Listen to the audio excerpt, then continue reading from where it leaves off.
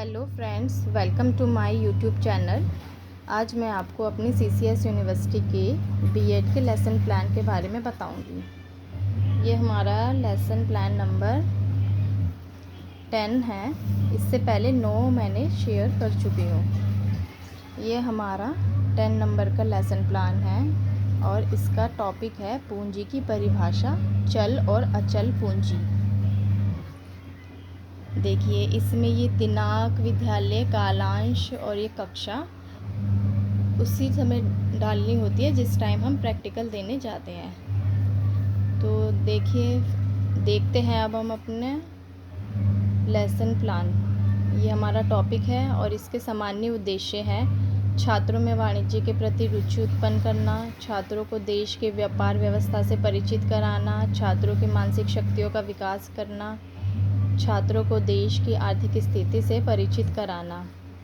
और फिर इसके ये विशिष्ट उद्देश्य हैं छात्रों को पूंजी का अर्थ है परिभाषा को स्पष्ट करना, छात्रों को चल और अचल पूंजी का अर्थ बताना, पूर्व ज्ञान में छात्र पूंजी के बारे में सामान्य जानकारी रखते हैं। फिर हमारे इसके बाद सहायक सामग्री है पूंजी से संबंधित चित्र, चार्ट और रोलर बोर्ड। देखिए, फिर हमारे स्टार्टिंग में आएंगे सबसे पहले प्रस्तावना प्रश्न। पूर्व ज्ञान को नवीन ज्ञान से जोड़ते हैं। इसमें क्वेश्चन पूछेंगे और बच्चे इनका आंसर देंगे। व्यक्ति काम क्यों करता है? अपनी आवश्यकताओं की पूर्ति के लिए। अपनी आवश्यकताओं की पूर्ति कैसे करता है? धन कमाकर। धन, मुद्रा और संपत्ति किसके अंतर्गत आती है? तो बच्चे इसमें अस्पष्ट उत्तर देंगे और ये प्रश्न उत्तर विधि हो जाएगी।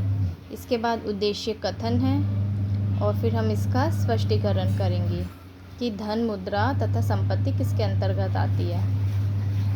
इसका स्पष्टीकरण करा है और छात्र यहाँ ध्यानपूर्वक सुनते हैं और ये हमारी होएगी व्याख्यान विधि।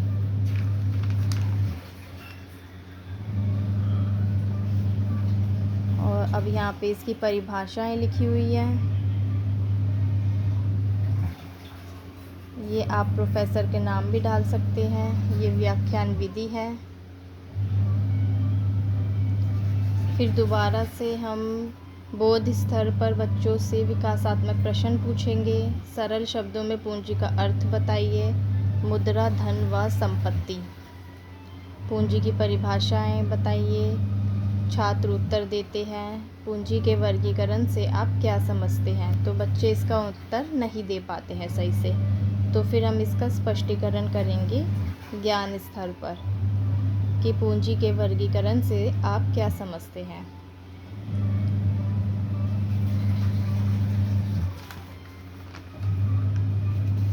ये इसका वर्गीकरण है और उसके बाद दोबारा से विकासात्मक प्रश्न पूछे गए हैं बोध स्तर पर।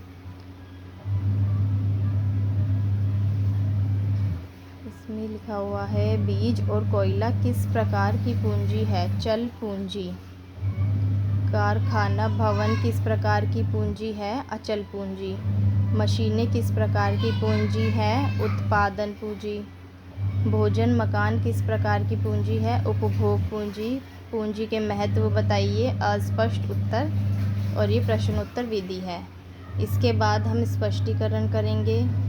पूंजी के महत्व को स्पष्ट करने वाले प्रमुख घटक हैं। फिर ये उसके घटक बताए जाएंगे और छात्र ध्यानपूर्वक सुनते हैं और उसके बाद ये हमारी व्याख्यान विधि हो जाएगी।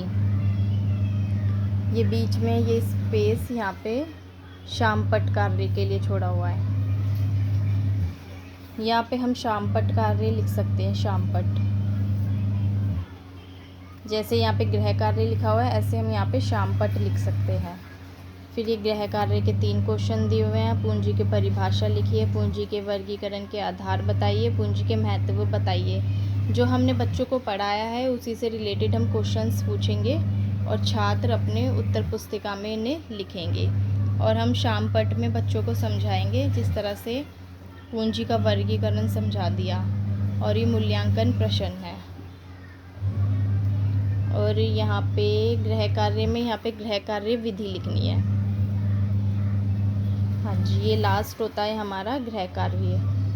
तो ये यहाँ पे फिनिश हो गए। मैं आपको 10 लेसन प्लान प्रोवाइड करा चुकी हूँ। तो मेरे लेसन प्लान से आपको कोई हेल्प मिले तो प्लीज़ मेरी वीडियो को लाइक और सब्सक्राइब कीजिए।